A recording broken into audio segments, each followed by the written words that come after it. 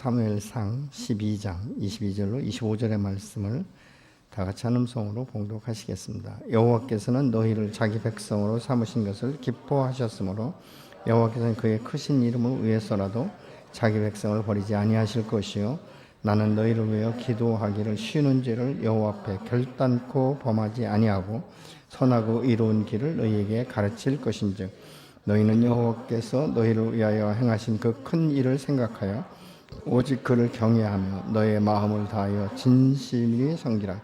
만일 너희가 여전히 악을 행하면 너희와 너희 왕이 다 멸망하리라. 아멘. 우리가 복음을 전하다 보면 대개 불신자들이 걸리는 것이 이제 죄에 대한 관점이죠. 왜 내가 죄인인가? 그래서 이 세상 사람들의 죄는 행위나 어떤 말로 사람을 상하게 하거나 사기를 치거나 공갈하고 협박하는 이런 부류의 사람을 주로 죄인이다 이렇게 말을 합니다. 그럼 믿음의 사람은 죄 사함을 받았기 때문에 죄인이 아닌가, 죄를 짓지 않는가? 그걸 생각해 보면 그럼 믿음의 사람은 무엇입니까? 하나님의 말씀을 알고도 행하지 않는 것을 죄다 이렇게 말하고 있지 않습니까? 그러니까 이 세상 사람들은 모두가 죄인이라고 말하고 있는데 성경을 통해서 보면 그 죄가 무엇입니까? 하나님을 믿지 않고 하나님의 창조주 되심을 믿지 않는 그 불신 이 자체가 죄다 이렇게 말을 하고 있는 것이죠. 오늘 본문에 보면 이 사무엘은 내가 당신들을 위해서 기도하는 이 기도 쉬는 죄를 범하지 않겠다 이렇게 말을 하고 있어요. 이것은 뭐냐면 내가 중보 기도자로서의 기도를 멈추는 것은 죄로 인정한다 이런 의미예요. 그러면 우리가 생각해 볼 때 그럼 중보하지 않는 사람이 죄인이라면 그럼 개인적으로 기도하지 않는 사람은 죄인이 아닌가? 우리 이런 생각을 해볼 수 있지 않습니까? 그런데 진실한 중보자가 되기 위해서는 개인의 기도가 살아나야 되는 것이죠. 자기 자신을 위해서는 하나님 앞에 기도하지 않으면서 다른 사람을 위해서 중보한다는 것은 어떻게 하면 언어 도단이에요. 왜냐하면 중보라는 것은 그 사람의 영혼을 사랑하고 그 사람을 사랑하는 마음이 없으면 기도가 되지 않습니다. 또 다른 사람을 위해서 기도한다 할지라도 그것은 하나의 립싱크에 불과하다 이렇게 볼 수 있는 것이죠. 여러분 내가 왜 이 자식이 아플 때 애간장이 녹으면서 자식을 위해서 눈물로 기도합니까? 사랑하기 때문에 그런 것 아니겠습니까? 여러분 그렇기 때문에 우리가 주님 앞에 기도한다는 것은 내가 하나님을 사랑합니다. 그리고 하나님의 은혜 가운데 내가 살고 있고 하나님의 주인 되심을 인정하기 때문에 내가 주님의 말씀을 사모하고 주의 음성을 듣고 주님의 뜻을 따르기 위해서 지금 내가 간구하오니 주여 내 기도를 들으시고 응답하여 주옵소서. 이런 이 원리와 이런 기도의 목적을 가지고 우리가 기도하는 것 아니겠습니까? 기도는 그렇기 때문에 막연하게 그냥 기도의 자리에 나와서 중언부언하는 것이 아니에요. 기도는 내가 기도하기 이전에 내 마음 가운데 기도의 제목과 어떻게 기도할 것인지 기도의 내용이 그래도 나름대로 구체적으로 생각이 났기 때문에 그 제목을 가지고 주님 옆에 나와 기도하는 것 아니겠습니까? 오늘 본문에 보면 이 사무엘상 12장 1절에 보면 사무엘이 나이가 많이 먹었어요. 그래서 늙었다 이렇게 이제 말하고 있는데 사무엘이 늙었는데 하나님의 음성을 듣는 건 여전하거든요. 엘리 제사장 앞에 하나님의 음성을 듣고 쪼르륵 달려갈 때나 청년의 때나 아니면 중년의 때나 이제는 늙은 나이에도 그는 하나님과 기도하는 것이 삶의 일부였어요. 다시 말하면 습관적으로라도 기도하게 됐다는 것이죠. 예수님도 기도하실 때 습관을 따라 새벽 미명에 아니면 저녁에 산에 올라서 기도하셨다. 이렇게 지금 성경은 말씀하고 있지 않습니까? 그렇다면 우리가 믿음의 사람이 사실은 기도한다는 것은요. 밭에 묻혀 있는 이 보화를 캐내는 것과 같은 거예요. 그러니까 진주를 캐내는 것과 같은 것이 기도예요. 기도 없이는 하나님의 영적인 비밀을 깨달을 수 없습니다. 그렇기 때문에 하나님께서는 내 입을 크게 열라. 그러면 내가 채우리라고 말씀하실 뿐만 아니라 하나님은 뭐라고 말씀합니까? 내가 나에게 부르짖으면 크고 비밀한 것들을 내가 깨닫게 하겠다라고 말씀하고 있습니다. 어떤 때 우리가 성경을 보면 이 말씀이 풀어지지 않을 때가 있어요. 이 말씀의 뜻이 무엇인가, 이 말씀의 의미가 무엇인가 풀어지지 않을 때 우리 주님 앞에 나가 지혜를 구하는 것이죠. 하나님, 이 말씀의 의미가 무엇입니까? 이 뜻이 무엇인지 제게 가르쳐 주십시오. 이렇게 기도하다 보면, 그러면서 그 말씀을 묵상할 때 그 말씀이 풀어지는 것들을 우리가 발견하게 되는 거예요. 그러니까 이전에 알지 못했던 그 말씀이 풀어질 때 얼마나 기쁜지, 얼마나 감사한지, 감격과 감동이 되어지는 것들을 우리가 보게 되는 것이죠. 그런데 많은 사람들이 기도하는 것을 힘들어합니다. 그래서 기도하지 않고 사는 거예요. 그러니까 주일날 나와서 그냥 말씀 한번 듣고 수요일날 공립에 나오는 건 그래도 의지를 드리는 사람이고, 그렇지 않으면 일주일에 한 번 말씀 듣는 것으로 끝나는데, 그것도 여의치 못하면 한 달에 한두 번 말씀 듣는 것으로 끝나지 않습니까? 그렇다면 그 말씀이 내 안에서 생동감 있게 과연 움직이겠는가, 우리가 생각해 보는 것 아니겠습니까? 왜 이스라엘 백성들이 신적 통치를 마다하고 세상 다른 나라와 같이 육신으로 보이는 왕을 선택했을까? 그것은 최상의 이상, 최고의 지도력으로부터 이탈되어서 보편적인 삶으로 살겠다는 것입니다. 하나님의 능력과 하나님 앞에 기도해서 응답받는 이런 놀라운 기적들을 더 이상 경험하고 싶지 않은 거예요. 다시 말하면 세상에서 살려면 어떠니까 육신의 무기를 가지고 사용하는 것이죠. 그렇지 않습니까? 나라를 점령할 때 하나님께서 우레를 내리시고 그렇게 진멸하고 이런 것이 없는 거예요. 그러니까 몸과 몸이 부딪혀서 싸워서 이기면 승리하는 것이고 지면 멸망당하는 결과를 초래하는 것임에도 불구하고 그들이 왜 왕을 자꾸만 요구했을까?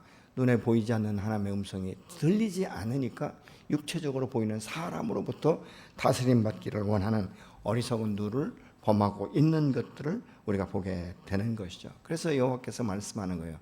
야, 내 힘과 능력처럼 세상에 그 어떤 육신을 가진 사람이 그렇게 큰 소리로 소리칠 수 있느냐, 나의 범주를 벗어날 수 있느냐, 이렇게 욥기 4장 9절에서는 말씀합니다. 같이 보시겠습니다. 내 팔이 하나님의 팔만큼 힘이 있느냐, 내가 하나님처럼 천둥 소리 같은 우렁찬 소리를 낼 수 있느냐, 이렇게 지금 말씀하고 있는 거예요. 여러분, 아무리 골리앗과 같은 사람이라도 하나님이 천둥 소리와 같이 소리를 내는 것이 없는 것이죠. 그러니까 며칠 전에 갑자기 천둥 번개가 치면서 얼마나 요란하게 치는지요. 마치 꼭 옆에서 벼락을 때리는 것 같은 이런 느낌을 주더라고요. 그래서 참 이 나이에도 마음 가운데 두려움이 생기더라고요. 그런데 어렸을 적에 제가 말이죠. 어렸을 적에 우리 부모님들이 때로는 이런 말씀을 하셨어요. 너 거짓말하고 너 죄지면 하나님께서 그냥 벼락을 때려버릴 거라고 이래가지고요. 저는 어렸을 적에 어느 날인가는 천둥 번개를 치는데 얼른 안방으로 들어가가지고 이불을 팍 펴고 이불 속에 들어가서 나오지도 않았어요. 비가 그칠 때까지. 그랬더니 우리 어머님이 웃으시더라고요. 천둥 번개 때면 이불 속에 있다고 안 죽겠습니까? 그런데 왜 그랬는가 생각해 보니까 제가 쫄리는 게 있었어요. 부모님한테 거짓말해가지고 용돈 타서 딴 데 썼거든요. 그러니까 이제 이게 마음에 쫄리니까 천둥 번개가 치니까 야, 이거 잘못하면 내가 벼락 맞아 죽겠구나 이런 생각이 들어가지고, 그래서 어머니가 그 말씀하셔서 제가 이실직고 했잖아요. 엄마 사실 이렇게 돈 받아가지고 이렇게 썼다고. 그러니까 어머니가 웃으시더라고요. 여러분, 사람이 하나님 앞에서 죄를 지면요, 하나님 앞에 나가는 것이 때로는 굉장히 껄끄러울 때가 있지 않아요? 이게 두려워서 하나님 앞에 나가지 못하는 경우도 있지만 여러분, 이 세상에 어떤 임금도 하나님처럼 그렇게 큰 힘과 권능을 나타낼 수 없다는 사실을 우리가 기억해야 되는 것이죠. 그럼에도 불구하고 왜 이스라엘 백성들이 이렇게 했을까? 그래서 이 하나님께서 하늘의 징조를 보이시니까 이때 두려운 거예요. 그래서 사무엘상 12장 19절은 이렇게 말합니다. 모든 백성이 사무엘에게 이르되 당신의 종들을 위하여 당신의 하나님 여호와께 기도하여 우리가 죽지 않게 하소서. 우리가 우리의 모든 죄의 왕을 구하는 악을 더하였나이다. 모든 죄가 있는데 거기에 플러스 알파 된 게 뭐예요? 신적 통치를 마다하고 이 육신의 이 왕을 세워달라고 한 것이 악한 것이었다는 것을 비로소 깨닫게 되는 것이죠. 이곳에서 사무엘은 그들에게 두려워하지 말라고 하면서 한 가지 말하는 게 무엇입니까? 너희가 모든 악을 행하였으나 여호와를 따르는 그 통제에서 돌아서지 마라.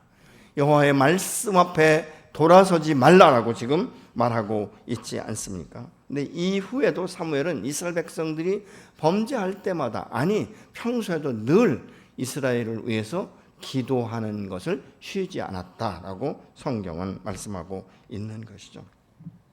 그래서 본문 23절을 같이 보시겠습니다. 나는 당신들이 잘 되도록 기도할 것입니다.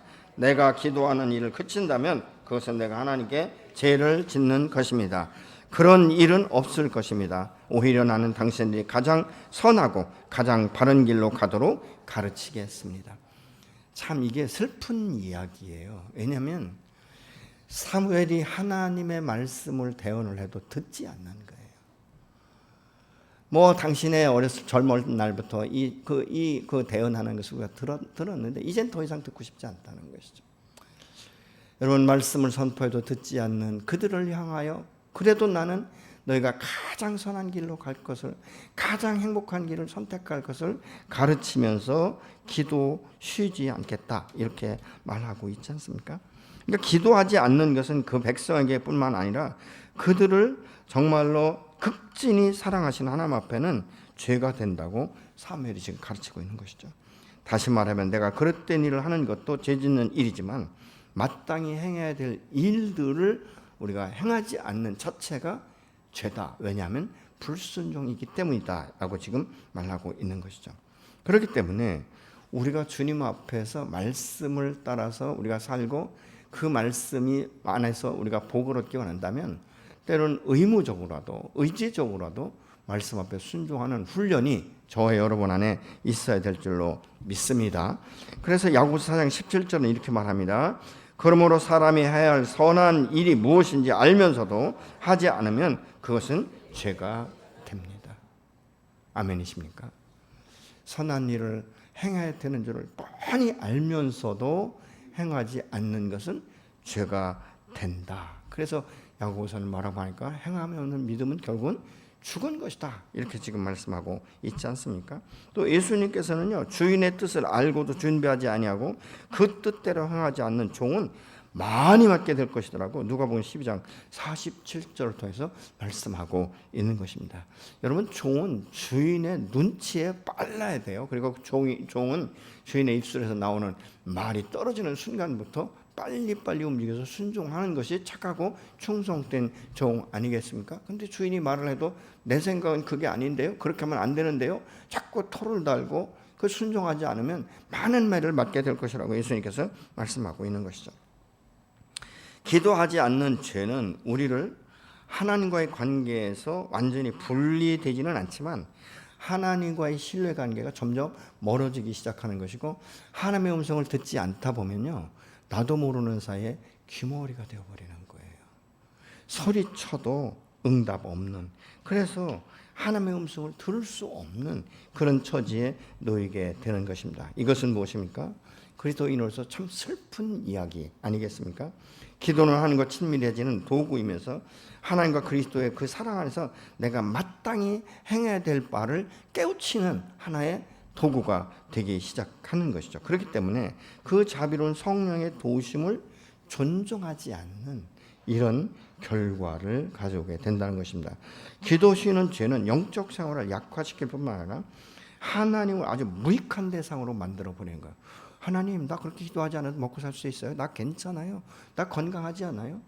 이렇게 지금 생각하고 산다는 것이죠. 그런데 무엇입니까? 기도하지 않으면 하늘의 신령한 복이 무엇인지 맛보아할 수 없을 뿐만 아니라 기도는 생명의 씨앗일 뿐만 아니라 우리에게 능력의 씨앗이며 아름다운 복을 얻는 열매의 씨앗이 되는 줄로 믿으시기 바랍니다. 그래서 때로는 우리가 참 기쁨으로 씨를 뿌리지만 때로는 눈물로 씨를 뿌리는 자는 기쁨으로 단을 거두리라고 분명히 말씀하고 있지 않습니까? 그렇기 때문에 우리가 하나님 앞에 나가 기도하는 건 고난의 때나 평안한 때나 행복할 때나 만족할 때도 동일하게 주님의 주임 되심을 인정하면서 기도해야 될 줄로 믿습니다. 그래서 앤드류 모레이 같은 사람은 이렇게 말합니다. 기도하지 않는 죄는 사람 속에 있는 하나님의 생명력이 극도로 병들고 연약해졌다는 사인이다. 그는 그렇게 말을 하고 있어요. 그리스도인이 기도하지 않는 사람은 영적이기보다는 육적인 삶을 더 많이 추구하게 되어 있습니다. 기도하지 않는 사람의 마음은 이렇게 말하는 거예요. 참 마음은 원인데 육신이 약해서 정말 기도하는 것이 잘 안 됩니다. 이렇게 말하기가 참 쉽지 않습니까? 그는 기도는 사람의 생각만으로 되지 않습니다. 여러분, 내가 내일부터 기도해야 된다. 그 생각이 내일부터 실제적으로 움직여집니까? 의지를 드려야 되는데, 여러분, 사람의 의지를 드려도 오래 지속되지를 못해요. 그래서 우리가 기도할 때는 성령의 도우심을 구해야 되는 줄로 믿으시기 바랍니다. 내가 기도하지 못할 때, 여러분, 우리 주님은요, 말할 수 없는 탄식으로 나를 위해서 기도하신다라고 로마서 8장 26절은 이렇게 말씀합니다. 이와 같이 성령도 우리의 연약함을 도우시나니 우리는 마땅히 기도할 바를 알지 못하나 오직 성령이 말할 수 없는 탄식으로 우리하여 친히 간구하시느니라. 아멘. 우리의 중보자 되시는 주님께서는 내가 기도하지 못할 때 내가 연약함이 있구나, 내가 지금 기도하지 못하고 있구나, 그래서 정말 말할 수 없는 탄식으로 안타까워하면서 기도하신다라고 말씀하고 있죠. 주님은 제자들에게 뭐라고 말합니까? 너희는 깨어서 기도해야 된다. 왜냐하면 사단이 밀가부르던 너희의 영혼을 위해서 유혹하고 너희의 영혼을 흔들어 댄다라고 말씀하고 있는 거예요. 사람이 왜 유혹에 자꾸 넘어갑니까? 내가 좋아하는 마음을 자꾸 갖게 만드는 거예요. 사단이 얼마나 교묘한 방법으로 우리를 속이고 유혹하는지 모릅니다. 그래서 깨어있지 않으면 우리는 항상 넘어지는 거예요. 그래서 뭐라고 말합니까? 섰다고 생각하는 자는 넘어질까 조심하라, 이렇게 지금 말씀하고 있지 않습니까? 그럼에도 불구하고 믿음의 사람이 기도하지 않는 것은 본의가 아니더라도 무의식 가운데 하나님의 하나님 되심과 하나님의 주인 되심을 인정하지 않는 거예요. 무시하는 것이다, 그 말입니다. 그렇기 때문에 궁극적으로는 무엇입니까? 기도하지 않는 사람은 불순종하게 되어 있는 거예요. 하나님은 오늘 또 믿음의 사람들이 당신 앞에 나와서 교제하면서 그 뜻을 따라서 이 순종하기를 원하시면서 기다리고 계세요. 여러분, 그 기다리시는 주님 앞에 나가, 주님, 제가 여기 왔습니다. 주님, 말씀해 주십시오. 여러분, 이런 마음 자세를 가지고 주님 앞에 나가면 주님은요, 우리의 영혼을 열어버리시는 거예요. 그리고 내가 그동안 말씀을 읽었던 이런 모든 지식이 그게 말씀으로 풀어지며 내 삶 가운데 능력으로 나타나기 시작하는 역사가 있어지게 되는 줄로 믿으시기 바랍니다. 그리스도인의 기도는 그런데 또 하나의 뭐냐면 우리의 삶의 지경을 넓혀야 돼요. 기도의 지경을 넓혀야 되는 것입니다. 그래서 어떤 사람들은요, 자기 중심, 나만, 가족만 위해서 기도해요. 근데 여러분, 그게 아니라 주님은 이 제자들이 주님, 나도 기도하고 싶은데 우리에게 기도를 가르쳐 주십시오 할 때 말씀하신 것이 주기도문 아니겠습니까? 하늘에 계신 아버지요, 이름을 거룩히 여기옵시며, 그러면서 주님께서 어떻게 기도해야 될지를 가르치신 것을 우리가 볼 수 있게 되는 것이죠. 나를 통해서 하나님의 나라와 의가 먼저 구해질 때 나의 모든 필요를 차고 넘치도록 채우시고 하나님의 나라를 확장하고 주의 영광을 드러내는 도구로 저 여러분을 사용하게 되시는 줄로 믿으시기 바랍니다. 우리가 다른 사람을 위해서 기도하지 않고 자신과 가족만을 위해서 기도한다면 머지않아서 굉장히 자기중심적인 기도쟁이가 되어 버릴 것입니다. 우리가 다른 사람과 나라와 민족을 위해서 기도하는 것은 하나님의 나라의 확장을 위한 기도가 되기 때문에 하나님이 기뻐하시는 거예요. 그래서 열방을 유업으로 취하는 이런 놀라운 권능과 또 그렇게 행할 수 있도록 물질적으로 채우시고 건강으로 채워주시는 분이 여호와 하나님이신 줄로 믿습니다. 그럼에도 불구하고 우리가 기도하지 않는 것은 무엇입니까? 하나님의 은혜를 자꾸 내 안에서 소진시켜 버리는 거예요. 결국 하나님과 관계가 원활하지 못해서 점차적으로 영적인 수면 상태에 들어가게 된다, 그 말입니다.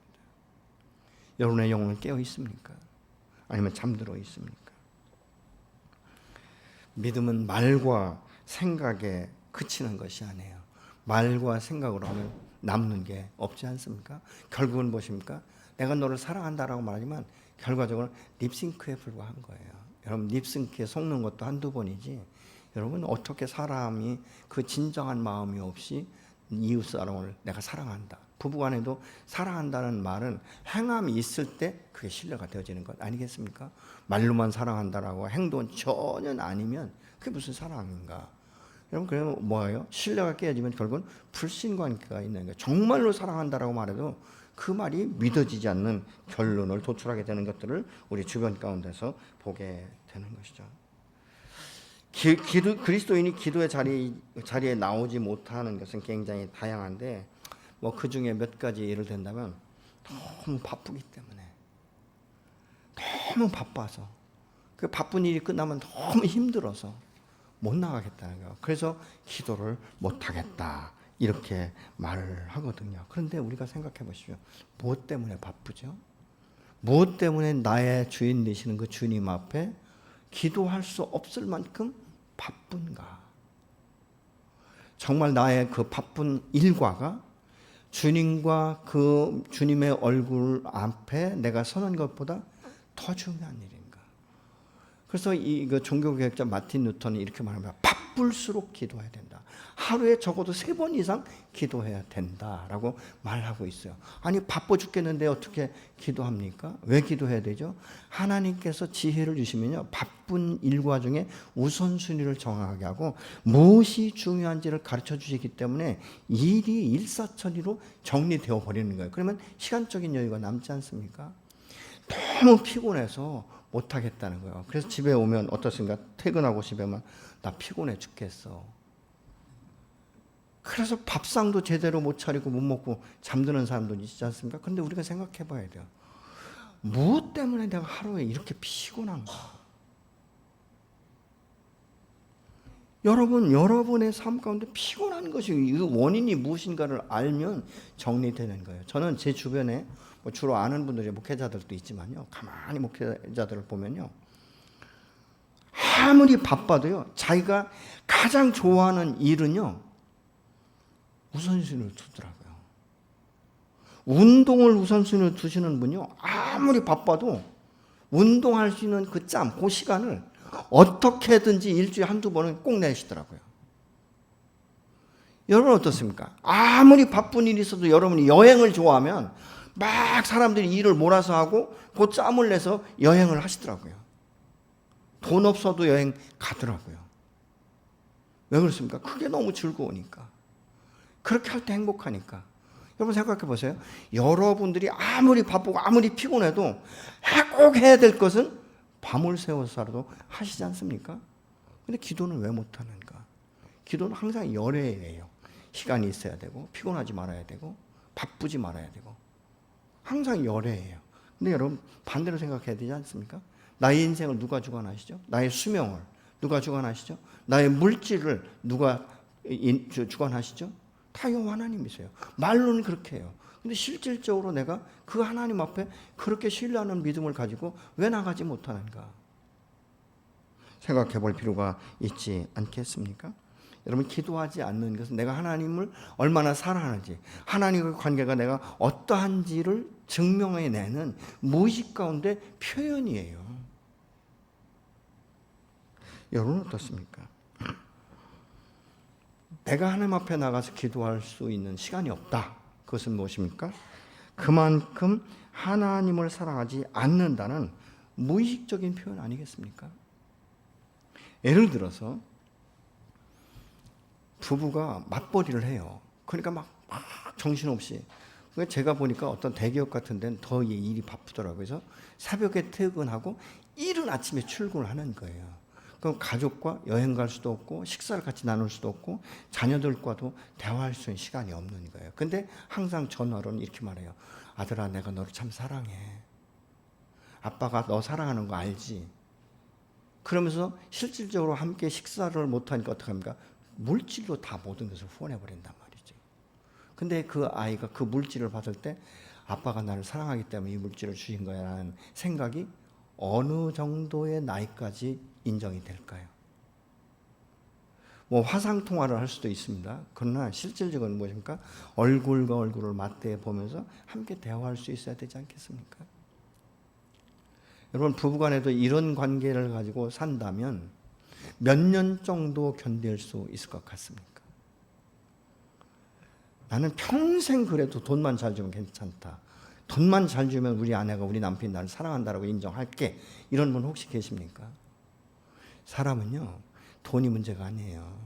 어떤 집이 큰 것이 문제가 아니고 좋은 차를 타는 게 문제가, 행복의 조건이 무엇입니까? 나와 함께 만나서 친밀감을 느끼고 사랑의 언어를 통해서 서로 사랑을 몸으로 마음으로 느낄 때 비로소 사랑하는 거 아니겠습니까? 세상은요, 얼마나 외롭고 고독한지 몰라요. 많은 군중이 있어도 나가 인정받지 못할 때 나는 홀로 외로워지는 거예요. 여러분, 부부간에도 말을 못해서 그렇지 외로워하는 그 부부관계가 한둘이 아니에요. 상담을 하다 보면. 여러분의 부부관계는 행복하십니까? 친밀감을 느끼십니까? 어떤 때는 제가 이런 질문을 하면 참 말도 안 되는 질문 같지만요, 당신이 다시 태어나서 지금의 남편과 아내와 결혼하시겠습니까? 그러면 입이 쫙 귀에 걸리면서 그럼요, 이게 나와야 되는데 미쳤어요? 이런가. 어떤 분이 이러더라고요. 다시 안 태어날 거예요. 이렇게 말씀하시는 분도 덜어 있어요. 덜어. 네. 왜 그렇습니까? 친밀감이 없기 때문에 그런 거 아니겠습니까? 여러분, 하나님이 모든 만유의 주제시며 모든 주권을 가지고 계시지만 내가 하나님에 대한 신뢰가 없다면 그 하나님이 나를 사랑하신다는 걸 어떻게 믿고 어떻게 증명할 수 있겠습니까?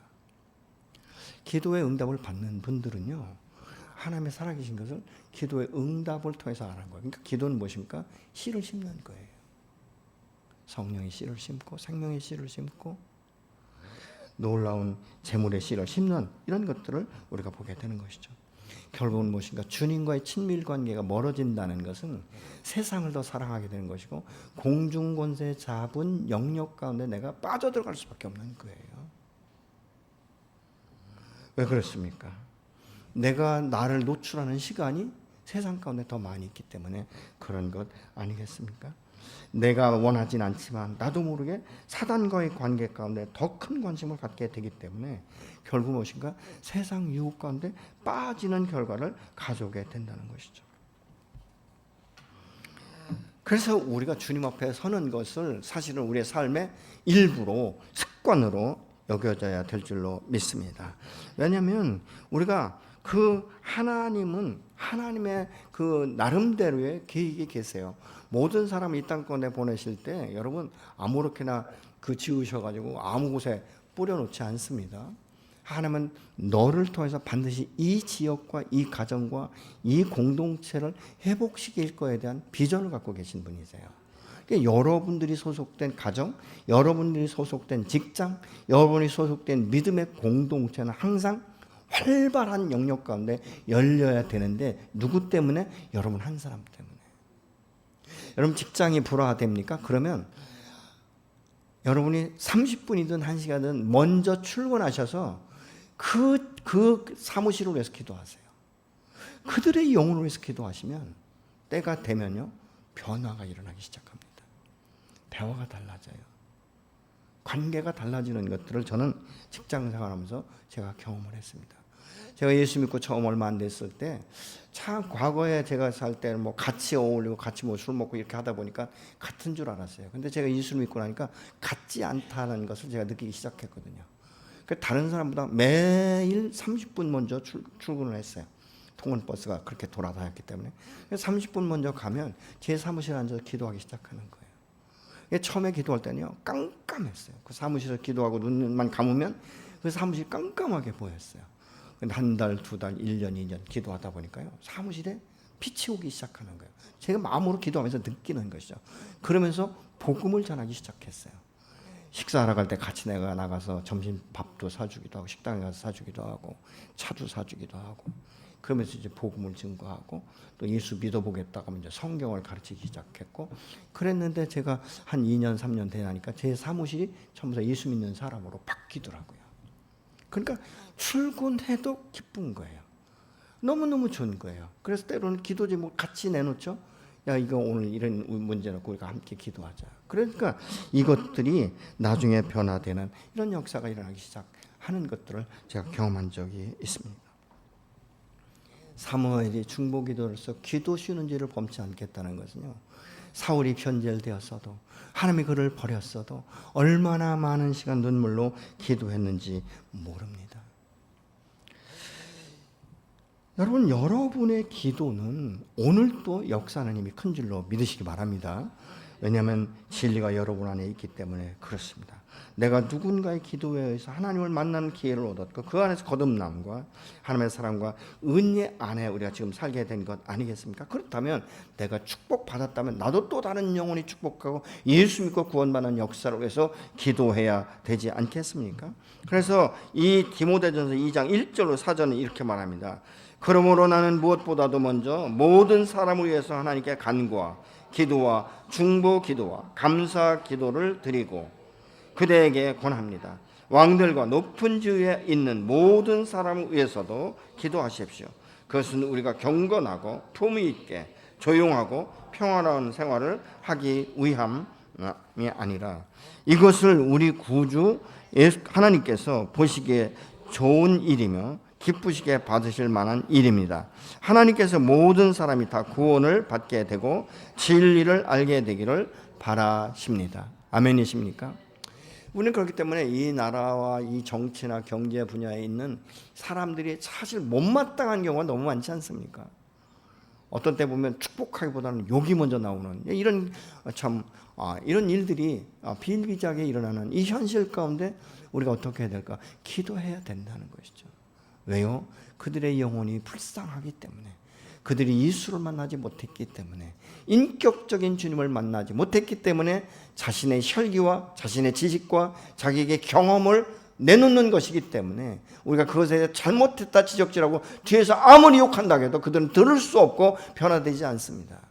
하나님 앞에 우리가 기도할 때 하나님께서 그들의 영혼을 터치하시고 때가 되면 반드시 깨닫게 하고 회개의 역사가 일어나게 되는 줄로 믿으시기 바랍니다. 진정한 그리스도라면 주님의 생명의 복음이 자신의 가정과 직장만이 아니라 공동체 안에 퍼지게 되기를 원하는 것이 있어야 되지 않겠습니까? 그래서 이 우리 그리스도인들은요, 여러분이 있는 그 장소에서 생명의 향기로 나타내야 될 줄로 믿으시기 바랍니다.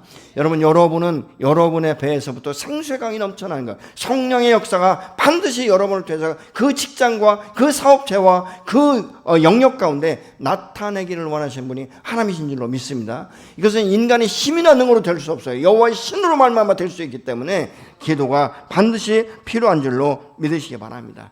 여러분의 한 번의 기도는 믿음의 공동체를 변화시킬 수 있는 능력이 나타날 때도 있다는 것이죠. 그렇기 때문에 우리가 이 전도 집회를 통해서 우리가 그냥 전도 대상자만 기록하는 것이 아니라 그들을 위해서 실질적인 기도와 함께 그들을 찾아가서 때로는 물질로도 헌신하는 이런 역사가 있어져야 되는 거예요. 한 영혼이 천하보다 귀하다는 것을 느꼈고 내가 그런 영혼으로 구원받았다면 또 다른 사람에게 내가 선한 영향력을 끼쳐야 되지 않겠습니까? 물은 흘러가지 않으면 썩습니다. 흘러가야 되는 거예요. 여러분, 기도의 영은 이 열방 가운데 흘러가는 놀라운 도구가 되는 줄로 믿으시기 바랍니다. 여러분, 기도는 온 열방을 향해 우리가 기도할 수 있는 거예요. 그게 능력이에요. 그것들은 어떻습니까? 그래서 어떤 분들은요, 아침에 기도하기 시작하면 열방을 다 순회하잖아요. 여러분, 우리가 선교 사역을 할 때 물질만 가는 것이 아니에요. 그것 가운데 우리가 기도도 함께 가는 것 아니겠습니까? 지난번에 저하고 같이 팀을 이뤄서 이 보홀에 갔던 이 목사님이 이번에 몽골을 가셨어요. 똑같이 이제 다른 팀들하고 같이 가셨는데 그분이 이런 얘기를 해요. 정말 이 생수교회에서 이 보홀에 있는 그 선교사를 후원할 때 어떤 물질의 후원으로 끝나지 않고 그 현지의 사역자들을 체계적으로 훈련시키는 것이 얼마나 하나님 앞에 귀한 것인지. 그래서 이번에 몽골에 가서 그 몽골에 있는 성도, 그 목회자들을 만날 때 그들이 그렇게 갈망하더라는 거예요. 우리가 말씀을 체계적으로 훈련받고 싶은데 우리를 훈련시켜줄 사람이 없다. 그래서 그 목사님이 다녀오셔서 전화를 줬어요. 몽골도 정말 보울처럼 그런 훈련 사역을 했으면 좋겠다. 이렇게 말씀하셔서 어떻게 하면 좋겠는가? 왜냐하면 그 목사님이 자기가 이 세운 하나의 선교회가 있어요. 선교단체가. 그래서 그 선교단체를 이런 목적으로 이런 방향을 가지고 기도하고 이렇게 훈련하면 좋겠다라는 정보를 줬더니 너무너무 감사하다 이런 이야기를 들은 적이 있습니다. 한 영혼을 위해서 우리가 기도할 땐 지속적이어야 돼요. 한두 번 끝나는 것이 아니죠. 여러분의 전도 대상자는 때로는 수년 동안, 아니 뭐 10년도 되신 분도 있어요. 그렇지만 여전히 그가 변화되지 않는 것 같거든요. 근데 아니에요. 여러분의 기도는 그들의 머리에 숯불을 쌓는 것처럼 성령이 그들을 탐색하기 시작하는 거예요. 때가 되면 반드시 돌아올 줄로 믿으시기 바랍니다. 아멘이십니까? 그래서 기도는 쉬는 것이 아니에요. 기도는 그 영혼이 죽을 때까지, 생명이 끝날 때까지 중보 기도자는 기도해야 될 사명이 저와 여러분 안에 있는 줄 믿으시기 바랍니다. 왜냐하면 그가 복음을 받아들일 때는 생명이 다하는 그 순간까지 기회이기 때문에 그렇습니다. 제가 여러 번 말씀드렸지만요, 참 하나님께서 얼마나 신묘막측한지요. 사람이 다 모든 것들이 다 끊어지는 그 상태도요, 맨 마지막으로 청각은 살려주시더라고요. 그때로는 임종이 가까울 때 막 그 귀에 대고 막 복음을 전파하거든요. 왜냐하면 마지막 순간까지 복음을 전해야 되기 때문에. 그가 믿든지 안 믿든지 그건 우리가 선택할 수 있는 게 아니에요. 하나님의 전권이고 하나님의 영역이기 때문에. 그러나 끝까지 할 때 놀라운 것이 뭔지 아십니까? 생전 복음에 대해서 증거할 때 말하지 않던 분이 아멘이라고 말할 때가 있어요. 놀랍지 않습니까, 여러분? 생전 복음에 대해서 말할 때 듣지 않던 그분이 임종이 가까운 그때 귀에 대고 예수 믿고 구원받고 예수님의 안에서 죄사함 받으라고 할 때 아멘이라고 화답하는 경우가 있단 말이죠. 놀라운 것 아니겠습니까? 그렇기 때문에 한 영혼이 죽게 돌아올 때까지, 그 영혼이 숨을 거두는 순간까지 기도해야 될 사명이 저와 여러분에게 있는 줄로 믿으시기 바랍니다. 사무엘이 말이죠, 이 사울 왕이 참 이 악을 행했어요. 하나님과 멀어지면서 자기 속에 오른 대로 행동을 하다 보니까 하나님을 또 버림을 받지 않습니까? 그래서 하나님을 두려워한 게 백성을 두려워할 때예요. 그러니까 사무엘이 마음이 너무너무 고통스러운 거예요. 여러분, 웬만한 사람 같으면 내 죄를 네가 알잖아. 근데 왜 나보고 내가 그걸 책임져야 돼? 이렇게 말할 수 있는데, 사무엘은요, 밤을 새우고 눈물로 기도했다라고 말해요. 하나님, 이 영혼을 불쌍히 여겨주십시오. 다시 한번 기회를 주십시오. 밤새도록 눈물로 기도했다라고 말씀을 하고 있습니다.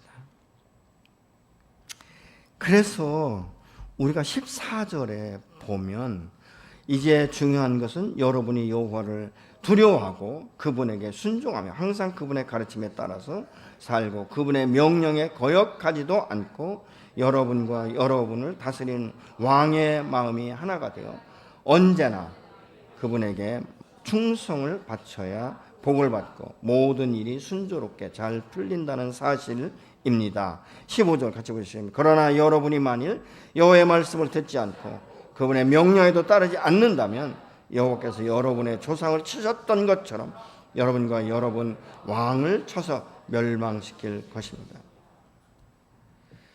사실 이스라엘 백성들이 다른 나라처럼 왕을 세우기 원하는 것은 하나님을 크게 반역하는 일 자체였습니다. 그들이 가장 최상의 이 통치자이신 하나님의 통치를 거절하고 그냥 이 세상 사람들과 똑같이 살고 싶은 이런 그 열망이 있었기 때문에 왕을 세운 것 아니겠습니까? 그런데 사무엘이 끝까지 기도했다라고 말하고 있습니다. 그래서 사무엘상 15장 9절로 10절에 보면 사무엘이 사울의 여호와의 명령을 지키지 않았기 때문에 버림받았음에도 불구하고 밤새도록 하나님의 마음을 바꿔보려고 기도했다라고 말하고 있어요. 얼마나 애타는 마음으로 기도했을까요? 건성으로 기도했을까요? 전 그렇게 생각하지 않아요. 사무엘이 하나님 앞에 범죄한 그 사울을 품에 끌어안고 하나님 할 수만 있으면 이 영혼을 불쌍히 여기시고 다시 한번 기회를 주십시오. 근데 그 기도를 한두 시간 끝난 것이 아니라 밤새도록 기도했다는 거예요. 얼마나 눈물을 흘리면서 기도했겠습니까? 왜 그렇습니까? 하나님이 버렸지만 그 영혼을 사랑하는 마음이 있었기 때문에 사무엘이 끝까지 그 영혼을 품고 기도한 것 아니겠습니까? 여러분, 기도하지 않는 것은 하나님의 말씀과 그래서 사랑을 먹고 사는 일에 게으르다는 원인이다 그 말입니다. 여러분, 열매를 맺는 씨앗인데 이것을 무시하기 때문에 거둘 풍성한 열매를 거둘 수가 없는 거예요. 저는 여러분들이 기도의 씨를 매일매일 삶 가운데 습관처럼 뿌리셔서 아주 풍성한, 여러분이 상상할 수 없는 그 놀라운 축복을 받기를 예수 이름으로 권면하고 축복합니다. 여러분, 기도는 우리의 활력을 넣어주는 거예요. 우리가 영적인 호흡에 이 활력이 생기기 시작하면요, 엄청난 에너지가 우리 안에 생기기 시작하는 거예요. 그래서 아침마다 기도하는 사람은요, 그날 하루를 살아갈 때 고난과 역경이 와도 우겨쌈을 당하지 않는 거예요. 왜? 내가 하나님 앞에 맡긴 몸이 되기 때문에 하나님께서 일상을 하나님께 내 삶 가운데 주장하신다는 확신이 있기 때문에 그냥 그렇게 살아가는 거예요. 뭐 내가 쫄아갈 필요가 없지 않습니까? 또 때로는 하나님께서 그때 순간순간마다 지혜를 주시고 피할 길을 여시는 분이 이 하나님이신 줄로 믿으시기 바랍니다. 그렇기 때문에 여러분, 하나님과 함께 동행하는 것이 얼마나 기쁜지. 그래서 오알레스비라는 사람은요, 그의 책에서 기도는 영적 호흡이다 이렇게 말을 하면서, 기도는 말로 표현하기 전 영혼 속에 존재하며 기도의 언어가 입술 밖으로 나온 후에도 그 영혼 속에 있기 때문에 기도가 필요하다. 그는 그렇게 말을 하고 있습니다. 여러분, 우리가 로마서에 보면 10장 17절 믿음은 들으면서 하고 들으면 그리스도의 말씀으로 말미암는다라고 말하고 있잖아요. 여러분, 우리가 기도할 때 내 마음 가운데 아까도 말씀드리면 먼저 어떤 기도의 제목이 생기는 거예요. 그럼 기도의 제목이 생기면 어떻게 기도할까라는 내용이 뭐 구체적이진 않더라도 개괄적으로 생기지 않습니까? 그러면 우리가 기도할 때 그 내용을 가지고 주님 앞에 기도하지 않습니까? 아무 생각 없이 나가서 기도하시는 분은요, 중언부언하기에 딱 좋습니다. 그럼 기도 제목도 모르거든요. 어떤 내용으로 내가 기도해야 될지를 생각해 본 적이 없거든요. 그러니까 어떻게 해요? 입에서 나오는 대로 말하는 거예요. 근데 조다리가 없죠. 나중에 뭐죠? 기도하고 나는데 내가 뭐 기도했지? 이렇게 되는 거예요. 그러니까 뭐예요? 기도할 때는 열심히고 눈물 흘리는데 밖에 나가면 전혀 엉뚱한 삶을 살아가는 거예요. 신령과 진정으로 하나님을 사모하고 하나님을 신뢰하는 믿음으로 기도한 사람은요, 그 기도의 제목을 잊지 않습니다. 여러분은 세상에 살면서도 정말로 은혜 받은 사람에게는요, 평생을 감사하는 사람이 너무 많아요. 그때를 기억하고 있다는 것이죠. 하물며 나의 영혼을 당신의 독생자 핏값으로 사신 하나님께서 우리를 홀대하시겠습니까? 우리가 당신 앞에 나오는 것을 얼마나 기뻐하시고 얼마나 기다리시겠습니까?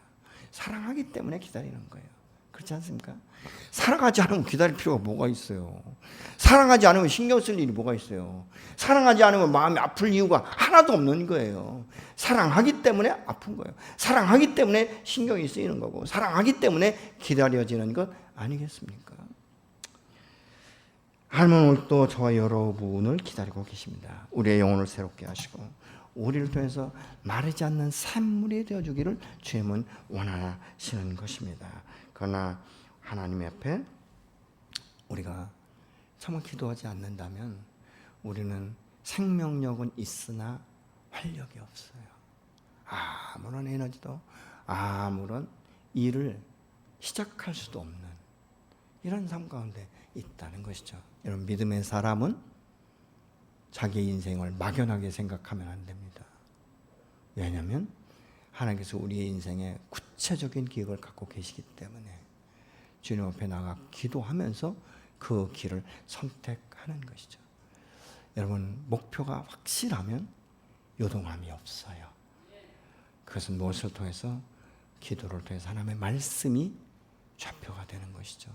저는 여러분의 삶 가운데, 여러분의 가정과 여러분의 사업체와 여러분의 직장 가운데 이런 역사가 일어나기를 예수로 축원합니다. 아멘. 어떤 때는 나 혼자 해서 될까? 아니요. 하나가 시작되면 둘이 되는 것이에요. 아멘이십니까? 여러분, 기도하십시오. 그래서 옆 사람에게 이렇게 말씀하시기 바랍니다. 당신은 기도의 큰 용사가 될 것입니다. 아멘. 여러분, 기도원이 굉장히 위축됐을 때 뭐라고 말할까? 너는 큰 용사라고 하나님 말씀하시잖아요. 여러분, 지금까지는 내가 기도를 뭐 369로 했다고 해도 괜찮아요. 아니, 지금까지 그냥 아무것도 기도 안 했다, 이런 분들은 오늘부터 기도하기로 결정하시면 되는 것입니다. 아멘. 여러분의 의지를 드리고 성령의 도우심을 받으세요. 그러면 오늘 또 나를 통해서 역사하실 그 하나님이 반드시 힘을 주실 거예요. 그래서 여러분의 평생 기도가 삶이 되고 습관이 되는. 그래서 예수님도 습관을 따라 이렇게 말씀하고 있지 않습니까? 전 그것이 바로 여러분의 삶 가운데 이루어지기를 원합니다. 그래서 이 시간 이렇게 좀 선포하십시다. 나는 오늘부터 기도의 용사가 되기로 결단한다. 아멘이십니까? 하나님이 나를 그렇게 하실 것입니다. 아멘이십니까? 그럼 그렇게 될 줄로 믿습니다.